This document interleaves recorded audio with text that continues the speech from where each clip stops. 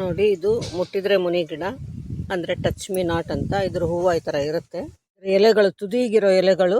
ಇದು ತಿಳಿ light green ಇದೆ, ಇದೆಲ್ಲ ಸ್ವಲ್ಪ ಡಾರ್ಕ್ ಗ್ರೀನ್ ಇದೆ. ನೋಡಿ, ಈ ಥರದ್ದನ್ನು ಹೀಗೆ ಮುಟ್ತಿದ್ದಂಗೆ ಇದು ಮುಚ್ಕೊಳ್ಳುತ್ತೆ. ಈ ತುದಿ ಮಾತ್ರ ಇಷ್ಟು ಕಟ್ ಮಾಡ್ಕೊಳ್ಳಿ ಸಾಕು, ಇದು ಮುಚ್ಕೊಂಡ್ಬಿಡುತ್ತೆ. ಇದನ್ನು ತೊಳೆದು ಚೆನ್ನಾಗಿ ಎಣ್ಣೆಯಲ್ಲಿ ಸ್ವಲ್ಪ ಹಸಿಮೆಣಸಿನ್ಕಾಯಿ ಜೊತೆ ಹುರ್ಕೋಬೇಕು. ಶ್ರೀ ಸೃಷ್ಟಿಗೆ ಸ್ವಾಗತ.